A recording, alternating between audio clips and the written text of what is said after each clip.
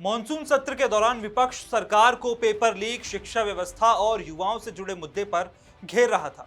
कांग्रेस चाहती थी कि इन मुद्दों पर विपक्ष एकजुट होकर सरकार को कटघरे में खड़ा करे।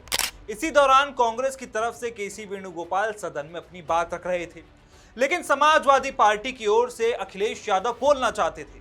बताया जाता है कि उन्हें मौका नहीं मिला, जिससे वो नाराज हो गए। ये तस्वीरें भी कल सदन में हमें देखने को मिली। सदन की कार्रवाई खत्म होने के बाद इस मुद्दे पर अखिलेश यादव और केसी वेणुगोपाल के बीच तीखी बहस हुई। अखिलेश यादव की नाराजगी इस बात को लेकर थी कि विपक्ष की दूसरी सबसे बड़ी पार्टी होने के बावजूद सपा को सही वक्त नहीं दिया गया। अब सवाल यह है कि इस बहस की राजनीतिक अहमियत आखिर इतनी ज्यादा क्यों मानी जा रही है। बहस तो अखिलेश यादव और केसी वेणुगोपाल के बीच सदन के अंदर हुई थी, लेकिन आखिरकार इसका कनेक्शन यूपी से कैसे है, चलिए वो भी आपको समझाते हैं। दरअसल केसी वेणुगोपाल कांग्रेस संगठन के सबसे प्रभावशाली नेताओं में शामिल हैं। उन्हें राहुल गांधी का सबसे भरोसेमंद सहयोगी माना जाता है। पार्टी संगठन से लेकर संसद की रणनीति और गठबंधन के समन्वय तक कई अहम जिम्मेदारियां उन्हीं के पास हैं। यही वजह है कि संसद के अंदर अगर उनकी और अखिलेश यादव की बहस होती है तो राजनीतिक गलियारों में इसे सिर्फ दो नेताओं की नाराजगी नहीं माना जा रहा। राजनीतिक जानकारों का मानना है कि समाजवादी पार्टी की ये नाराजगी कांग्रेस नेतृत्व तक एक स्पष्ट संदेश भी हो सकती है कि गठबंधन में सम्मान और बराबरी की हिस्सेदारी को लेकर उसकी अपेक्षाएं हैं। हालांकि कांग्रेस की तरफ से इस विवाद पर कोई बड़ा बयान सामने नहीं आया, लेकिन विपक्षी दलों के बीच बेहतर तालमेल की जरूरत जरूर महसूस की जा रही है। लोकसभा चुनाव में उत्तर प्रदेश में कांग्रेस और समाजवादी पार्टी ने साथ मिलकर चुनाव लड़ा था और दोनों दलों को इसका फायदा भी मिला। इसी जीत के बाद यह माना जाने लगा कि यूपी में विपक्ष की राजनीति का केंद्र कांग्रेस और समाजवादी पार्टी का गठबंधन होगा। लेकिन गठबंधन जितना मजबूत दिखता है, उसके भीतर उतनी ही जटिल चुनौतियां होती। किस पार्टी को कितनी अहमियत मिलेगी, किसे ज्यादा सीटें मिलेंगी, चुनावी अभियान का चेहरा कौन होगा और कौन फैसला करेगा, ऐसे सवाल हर गठबंधन के सामने आते हैं।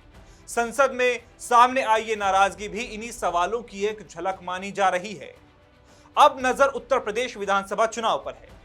चुनाव में अभी वक्त है, लेकिन राजनीतिक दलों ने तैयारियां शुरू कर दी हैं। सबसे बड़ी चुनौती होगी सीटों का बंटवारा। लोकसभा चुनाव के दौरान भी सीट शेयरिंग को लेकर लंबी बातचीत चली थी। कई सीटों पर दोनों दलों के बीच अलग अलग दावे सामने आए थे।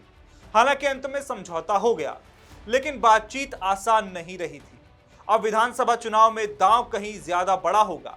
कांग्रेस पिछले कुछ सालों में यूपी में अपनी राजनीतिक जमीन मजबूत करने की कोशिश कर रही है। वहीं समाजवादी पार्टी खुद को राज्य में विपक्ष की सबसे बड़ी ताकत मानती है। ऐसे में सीटों की संख्या, चुनावी रणनीति और नेतृत्व जैसे मुद्दों पर दोनों दलों के बीच कठिन बातचीत होना स्वाभाविक माना जा रहा है। राजनीतिक विश्लेषकों का मानना है कि संसद में हुई यह घटना आने वाली बातचीत में दोनों दलों को बेहतर समन्वय की जरूरत का एहसास जरूर कराएगी। हालांकि अभी यह कहना जल्दबाजी होगा कि इसका सीधा असर सीट बंटवारे पर पड़ेगा या नहीं। विपक्ष इस समय सरकार के खिलाफ एकजुटता का संदेश देना चाहता है, लेकिन दूसरी तरफ गठबंधन के भीतर छोटी छोटी नाराजगियां भी लगातार सामने आती रहती हैं। राजनीति में अक्सर कहा जाता है कि चुनाव सिर्फ मंच पर दिए भाषणों से नहीं, बल्कि पर्दे के पीछे बने तालमेल से भी जीते जाते हैं। यही वजह है कि संसद के भीतर हुई यह बहस अब सिर्फ एक संसदीय घटना नहीं रह गई। इसे आने वाले विधानसभा चुनाव, गठबंधन की रणनीति और विपक्ष की एकजुटता के नजरिए से भी देखा जा रहा है। फिलहाल कांग्रेस और समाजवादी पार्टी दोनों ये कह रहे हैं कि गठबंधन पूरी तरह मजबूत है और संसद में जो हुआ वो सिर्फ फ्लोर मैनेजमेंट से जुड़ा मामला था। लेकिन राजनीति में संदेश सिर्फ बयानों से नहीं, बल्कि घटनाओं से भी जाते हैं। केसी वेणुगोपाल राहुल गांधी के सबसे करीबी नेताओं में गिने जाते हैं। इसीलिए संसद में हुई ये नाराजगी कांग्रेस नेतृत्व तक जरूर पहुंची होगी। अब देखना होगा कि मॉनसून सत्र खत्म होने के बाद जब उत्तर प्रदेश विधानसभा चुनाव की तैयारियां तेज होंगी, तब कांग्रेस और समाजवादी पार्टी इस अनुभव से क्या सबक लेती है। क्योंकि यूपी की लड़ाई में सिर्फ बीजेपी से मुकाबला नहीं होगा, बल्कि गठबंधन के भीतर तालमेल बनाए रखना भी उतना ही बड़ा इम्तिहान साबित हो सकता है।